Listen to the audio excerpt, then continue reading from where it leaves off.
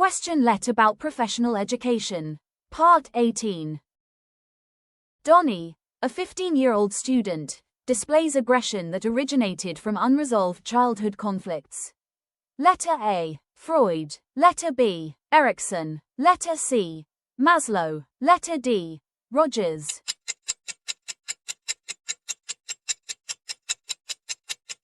The correct answer is letter A. Freud. According to Sigmund Freud's psychoanalytic theory. Sigmund Freud. Psychoanalytic theory. Unresolved childhood conflicts when early emotional struggles are not properly resolved. For example, Donnie experienced harsh toilet training during the anal stage, where his strict parents scolded him for being messy.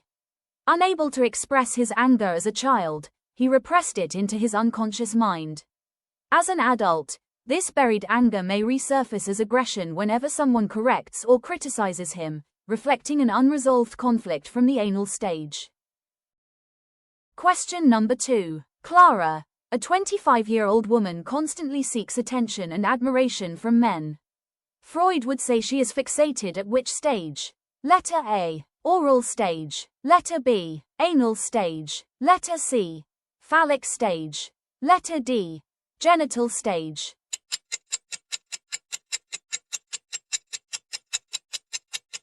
The correct answer is letter C. Phallic stage. Because Clara did not receive a love and affection from her father, that is why she constantly seeks love and validation from other men.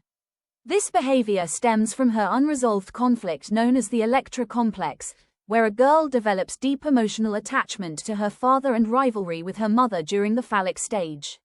Since Clara did not resolve this conflict properly, she continues to unconsciously long for a father's love and tries to fulfill it through relationships with men. During the phallic stage, with the age 3 to 6 years old, children become aware of their own bodies and begin identifying with their same-sex parent. For the Oedipus complex, boys experience that they unconsciously desire their mother and see their father as a rival. For Electra complex, girls experience to feel affection toward their father and may see their mother as competition.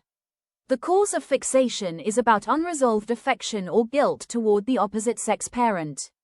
And emotional and personality issues may appear in adulthood. May include vanity or excessive attention-seeking, flirtatiousness, low self-esteem, jealousy or insecurity in relationships, problems with authority figures. However, when the child resolves this conflict by identifying with the same-sex parent, as a girl learns to be like her mother, and a boy like his father, this identification will lead to form a healthy gender identity and mature relationships later in life.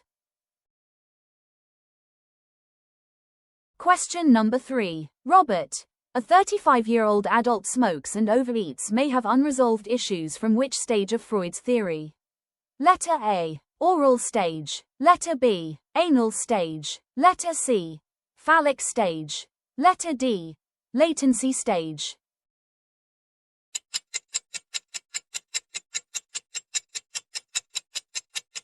The correct answer is letter A. Oral stage, because Robert's smoking and overeating are signs of oral fixation caused by unresolved needs for comfort and security during infancy. His behaviors are unconscious attempts to regain the soothing sensations once associated with feeding and motherly care.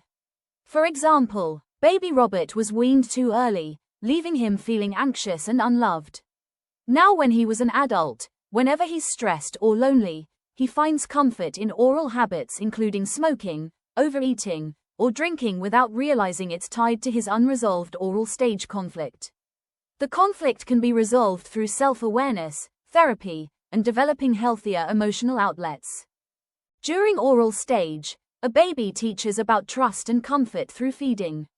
If the caregiver immediately satisfies every need, always feeding, cuddling, or comforting the baby too much, the baby receives too much satisfaction.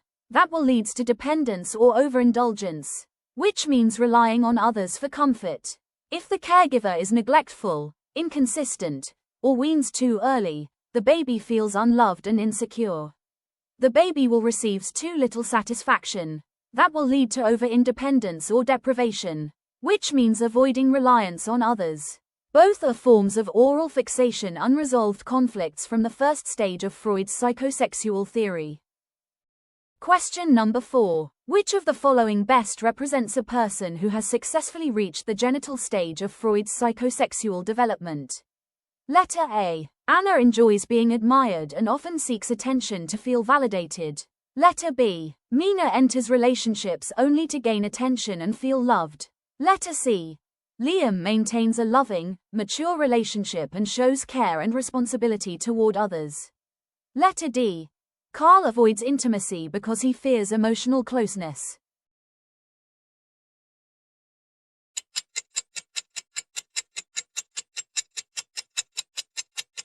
The correct answer is letter C. Liam maintains a loving, mature relationship and shows care and responsibility toward others.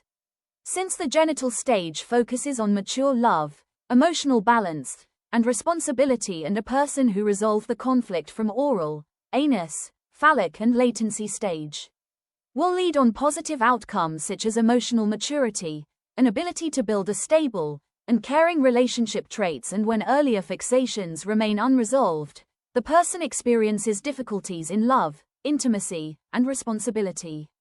Such fear of commitment, selfishness, lack of empathy, immature will lead to unstable relationships or inability to form healthy intimacy.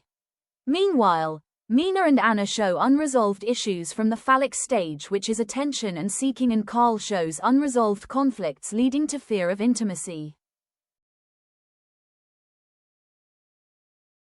Question number 5. Which of the following best represents a child in the latency stage of Freud's psychosexual development?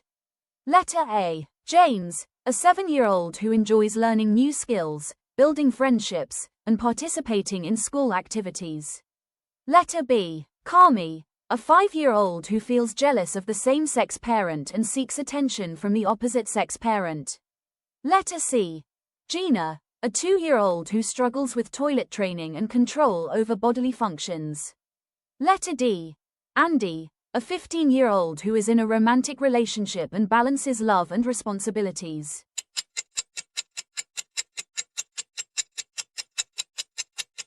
The correct letter is A.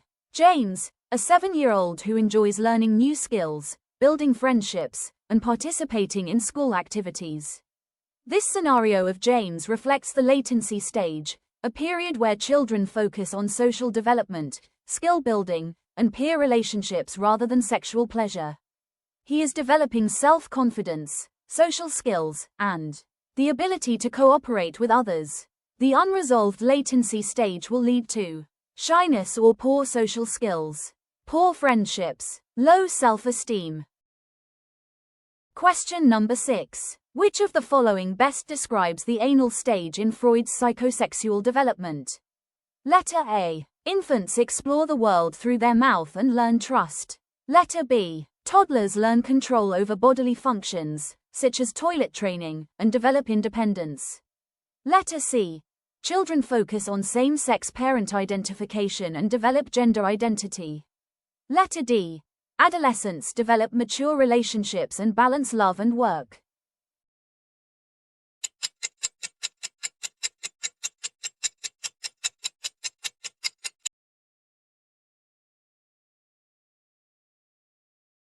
The correct answer is letter B.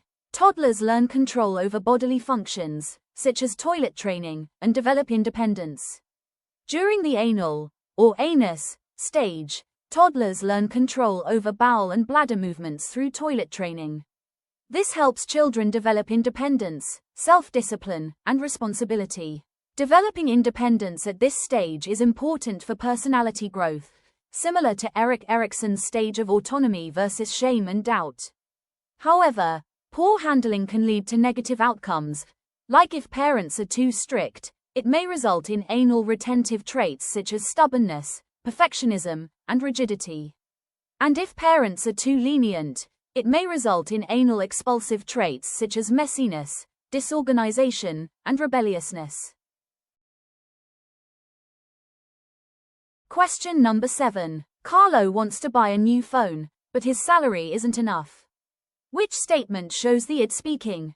A. I don't need it right now. I should be practical. Letter B. I'll save part of my salary and buy it next month. Letter C.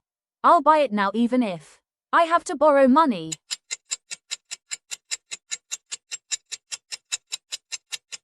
The correct answer is letter C. I'll buy it now even if I have to borrow money. The correct answer is letter C.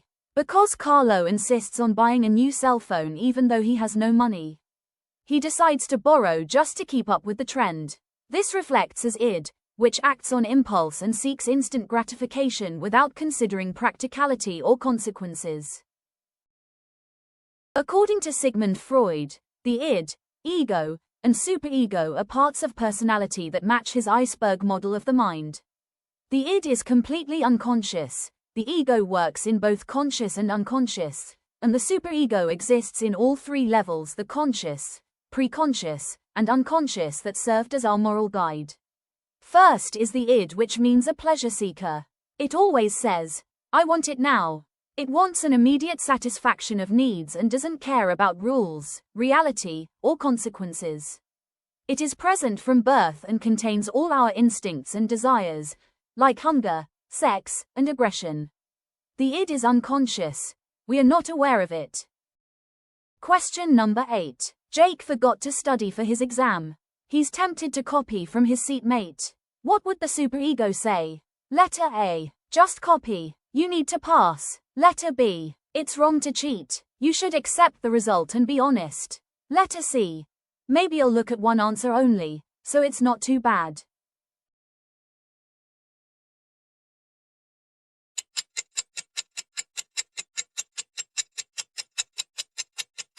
The correct answer is letter B. It's wrong to cheat. You should accept the result and be honest. Because cheating is wrong, the superego controls a person's moral conscience, guiding them to do what is right and ethical. The superego works on conscious, preconscious, and unconscious that served as our moral guide. It develops at around 5 to 6 years old when a child learns what is right or wrong. Our conscience always say, you must do what's right. The superego represents our conscience, morals, and ideals. That learned from parents, teachers, and society. It works on the moral principle that guiding us to behave in a socially acceptable and ethical way. Question number 9. John finds a wallet full of cash. Id says, keep the money. Superego says, return it. It's wrong to steal. Ego says, I'll give it to the police station so it can be returned. Which part of personality made the final, realistic decision? Letter A. Id. Letter B. Superego. Letter C. Ego.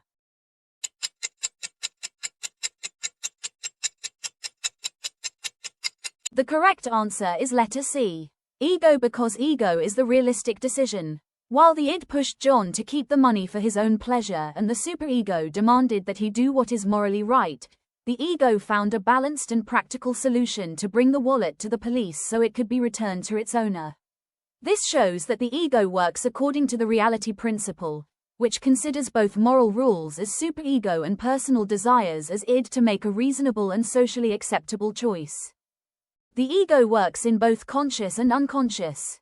The ego is the realistic mediator. It develops around 2 to 3 years old, when the child starts to interact with the real world.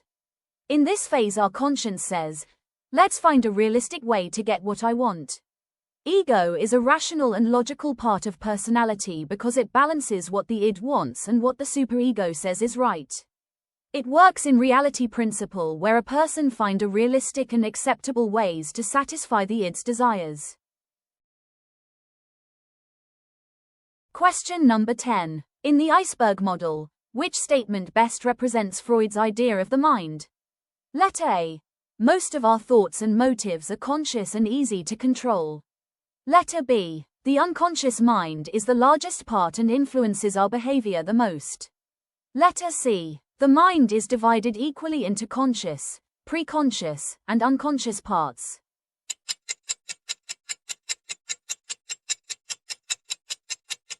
According to Sigmund Freud's iceberg model, the unconscious mind makes up the largest and deepest part of our mental life. It contains hidden desires, fears, memories, and instincts that we are not aware of. These powerful forces influence our thoughts, emotions, and behavior every day. This is the part that we cannot see but has the greatest impact. For example, Rico laughs and acts confident during presentations, but his hands shake and his heart races. Deep down, he fears being judged or rejected by others. Even though Rico appears confident on the outside, his unconscious fear of rejection causes feelings of nervousness, and it shows through physical signs like shaking and a racing heartbeat. It happens because the unconscious mind holds hidden fears and emotions that can influence behavior and body reactions, even when a person tries to suppress or hide them. Thank you for watching.